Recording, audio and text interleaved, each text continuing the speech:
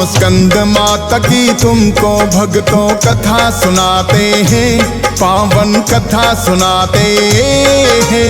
ममतामयी बड़ा माता का ये रूप बताते हैं, हम कथा सुनाते हैं। हम स्कंद माता की तुमको भक्तों कथा सुनाते हैं, पावन कथा सुनाते हैं। ममतामयी बड़ा माता का ये रूप बताते हैं, हम कथा सुनाते हैं। जब पांचवा हो नवराता इसी रूप को पूजा जाता, जब पांचवा हो नवराता इसी रूप को पूजा जाता। प्रिय भक्तजनों, आज हम आपको नव दुर्गा के पंचम स्वरूप स्कंद माता की कथा सुनाएंगे। प्रिय भक्तों, भगवान कार्तिक का एक नाम स्कंद भी है और इनकी माता होने के कारण इनको स्कंद माता के नाम से जाना जाने लगा। माता अपने इस स्वरूप में भगवान कार्तिक को सदैव अपनी गोद में लिए रहती हैं। तो आइए भक्तों, जानते हैं माता के इस रूप का महत्व और कथा।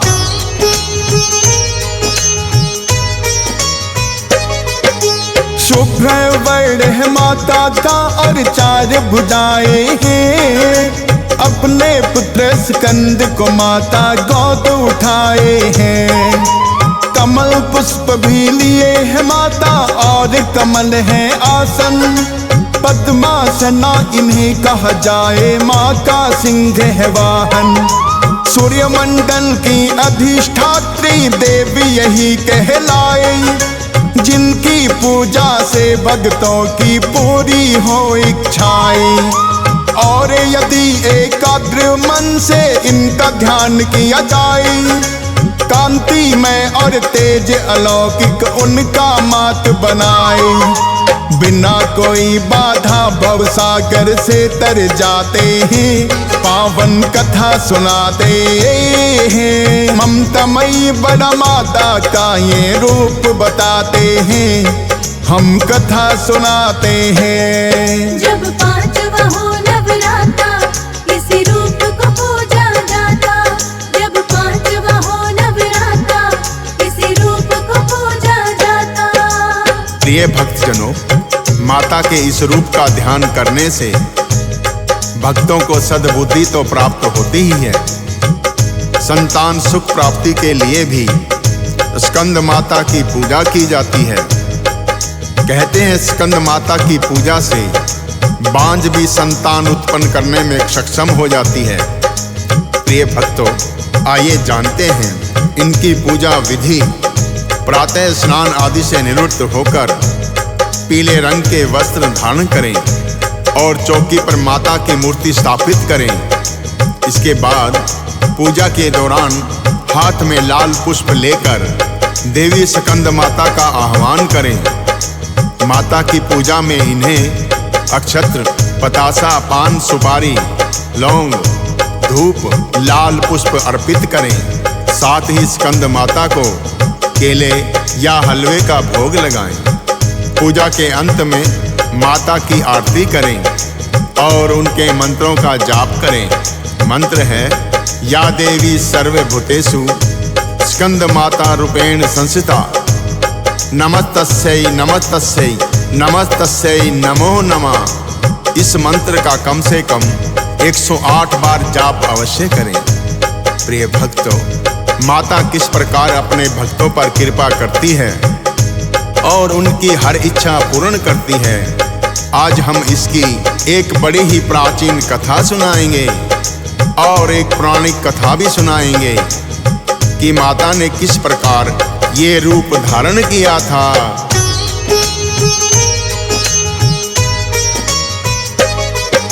माता के एक चमत्कार की पहले सुनो कथा। सुधर्मा नाम का एक ब्राह्मण किसी नगर में रहता था।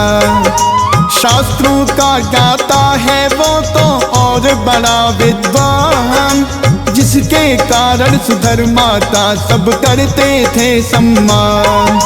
यज्ञ हवन करवाने के लिए दूर दूर तक जाता, दान और दक्षिणा में धन भी खूब सुधर्मा लाता।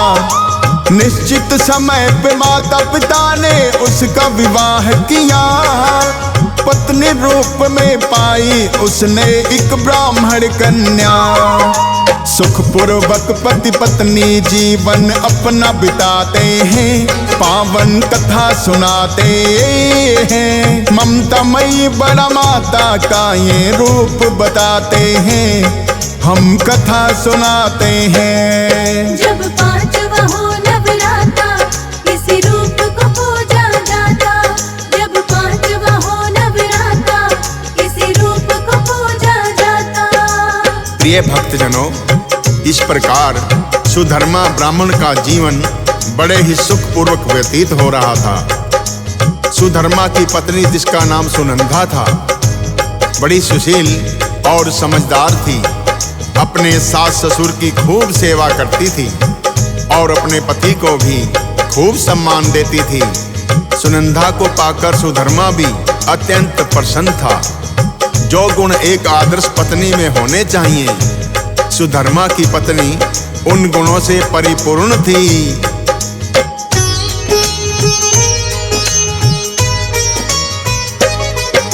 सर्व गुणों से संपन्न पत्नी सुधर्मा ने जो पाई, उसकी माता भी करती थी बहू की खूब बड़ाई। सास ससुर की सेवा में वो रहती थी तत्पर। यज्ञ हवन करवाने सुधर्मा बाहर जाता अक्सर। दान दक्षिणा में उनको तो अन्न और धन मिलता, उससे ही सारे परिवार का गुजर बसर है चलता। अब तो सुधर्मा के भी विवाह को बीते वर्ष कई, किंतु अब उनके घर ना कोई संतान हुई, जिसके कारण माता पिता चिंतित हो जाते हैं, पावन कथा सुनाते हैं। ममतामयी बड़ा माता का ये रूप बताते हैं, हम कथा सुनाते हैं। जब पांचवा हो नवराता इसी रूप को पूजा जाता। जब पांचवा हो नवराता इसी रूप को पूजा जाता। प्रिय भक्तजनों, विवाह के अनेकों वर्षों तक संतान ना होने के कारण सुधर्मा के माता पिता को बड़ी ही चिंता हुई। सुनंदा को भी आस पड़ोस की महिलाएं बांझ कहकर ताने देने लगी। एक दिन सुधर्मा को उसकी माता ने कहा कि हे पुत्र, यद्यपि तुम्हारी पत्नी सर्वगुण संपन्न है, किंतु तुम्हें ये संतान सुख नहीं दे सकती, अतः तुम दूसरा विवाह कर लो। अपनी सास के मुख से ये बात सुनकर सुनंदा की आंखों से अश्रुधारा बह निकली। जब सुधर्मा अपनी पत्नी के कक्ष में आया तो वो अपने पति से लिपट कर रोते हुई कहने लगी,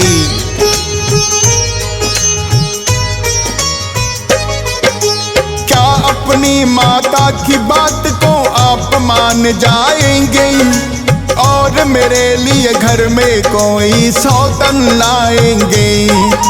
रोती हुई अपनी पत्नी से सुधर्मा ने कहा है, विवाह दूसरा नहीं करूंगा, उसको वचन दिया है। यदि संतान का सुख है प्रिय अपने भाग्य में होगा, पुत्र या पुत्री जो भी होगा वो तुमसे ही होगा। धन और पुत्र मिले सब भाग्य से मैं ये मानता हूँ, पुत्र की प्राप्ति का उपाय है मैं ये जानता हूँ। अपनी पत्नी को वो उपाय फिर ये बताते हैं, पावन कथा सुनाते हैं। ममतामयी बड़ा माता का ये रूप बताते हैं, हम कथा सुनाते हैं। जब पांचवा हो नवराता इसी रूप को पूजा जाता। जब पांचवा हो नवराता इसी रूप को पूजा जाता। प्रिय भक्तजनों, क्योंकि सुधर्मा बड़ा ही विद्वान था, वो जानता था कि यदि जीवन में कोई विपदा की घड़ी होती है तो उसका उपाय भी अवश्य ही होता है। सुधर्मा ने अपनी पत्नी सुनंदा से कहा कि तुम इस बार नवरात्रों में जब व्रत करो तो 5वें नवरात्रे में स्कंद माता की विधि पूर्वक पूजा करके पुत्र प्राप्ति का वरदान मांग लेना। स्कंद माता अपने भक्तों को कभी निराश नहीं करती।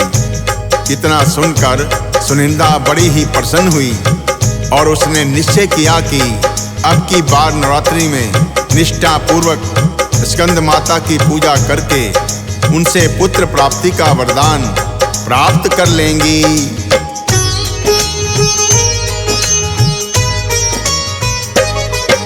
सुधर्मा ने अपनी पत्नी को जो है उपाय बताया, सुनंदा ने तो विधि पूर्वक है भक्तों से निभाया। स्कंद माता ने फिर तो भक्तों सुन ली उसकी विनती, कुछ ही दिनों पश्चात हो गई है वो गर्भवती। स्कंद माता ने क्योंकि है उसको वरदान दिया, निश्चित समय पे उनके घर में पुत्र का जन्म हुआ। जिसे बांझ कहती थी आस पड़ोस की महिलाएं, पुत्र हुआ तो देने बधाई वो ही घर आए। बांझ को भी माँ की कृपा से पुत्र हो जाते हैं, पावन कथा सुनाते हैं। ममतामयी बड़ा माता का ये रूप बताते हैं, हम कथा सुनाते हैं। जब 5वां हो नवराता, इसी रूप को पूजा जाता। जब 5वां हो नवराता, इसी रूप को पूजा जाता। प्रिय भक्तजनों, इस प्रकार स्कंद माता की कृपा से बांझ सुनिंदा को भी पुत्र प्राप्ति हो गई। ऐसी कल्याणकारी है स्कंद माता की भक्ति। प्रिय भक्तों, स्कंद माता के इस रूप की अब हम पौराणिक कथा आपको सुनाएंगे। आशा करते हैं आप माता के इस रूप की कथा को श्रद्धा पूर्वक सुनकर पुण्य प्राप्त करेंगे।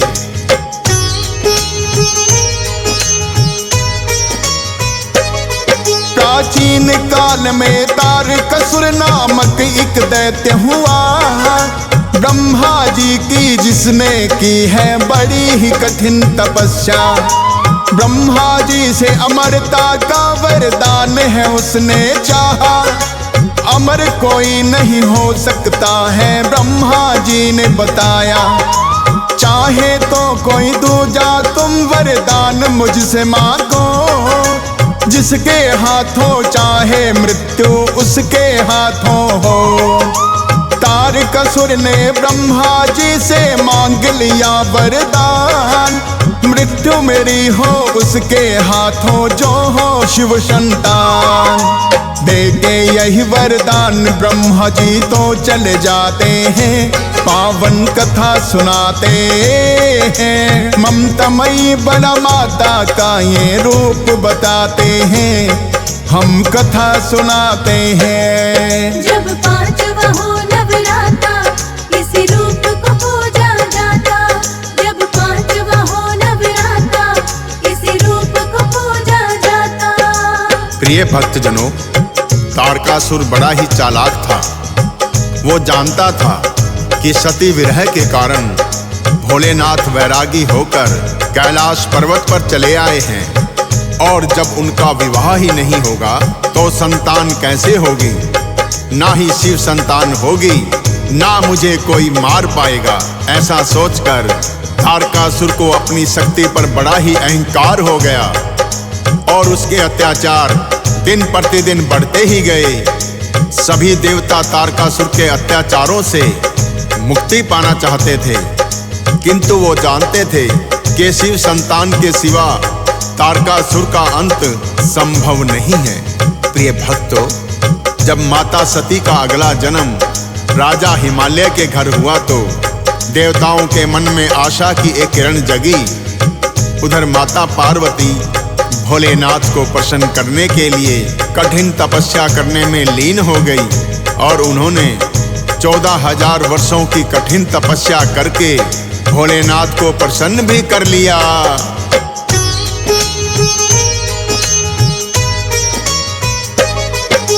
14,000 वर्ष तक की है माँ ने घोर तपस्या, तब जाकर माँ पार्वती शिव का है विवाह हुआ। और प्रथम संतान रूप में कार्तिक हुए उत्पन्न, होगा अंत अवतार असुर का देव हुए प्रसन्न। माता पार्वती से विनती करने वो आए, असुर का वध करने हम कार्तिक को ले जाएं। अस्त्र शस्त्र की शिक्षा माँ ने कार्तिक को दी है, और युद्ध में जाने की फिर आज्ञा दे दी है। सभी देवता सेनापति कार्तिक को बनाते हैं, पावन कथा सुनाते हैं। ममतामयी बड़ा माता का ये रूप बताते हैं, हम कथा सुनाते हैं। जब पांचवा हो नवराता, इसी रूप को पूजा जाता। जब पांचवा हो नवराता, इसी रूप को पूजा जाता। प्रिय भक्तजनों, इस प्रकार ब्रह्मा जी के वरदान के अनुसार ही भगवान कार्तिकेय के हाथों ताड़कासुर का वध हुआ।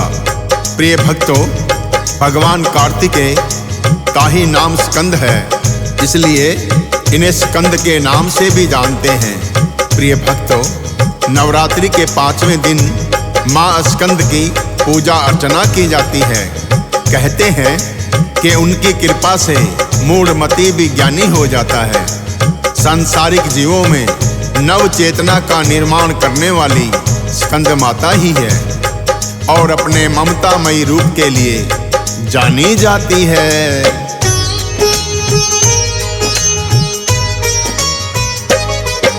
स्कंद माता करती है सदा ही भक्तों का कल्याण, सांसारिक जीवों में चेतना का करती निर्माण।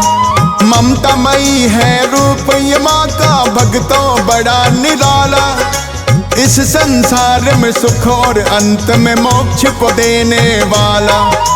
हंस राज लहन भी माँ का ध्यान लगाता है, माता के हर एक रूप को शीश झुकाता है।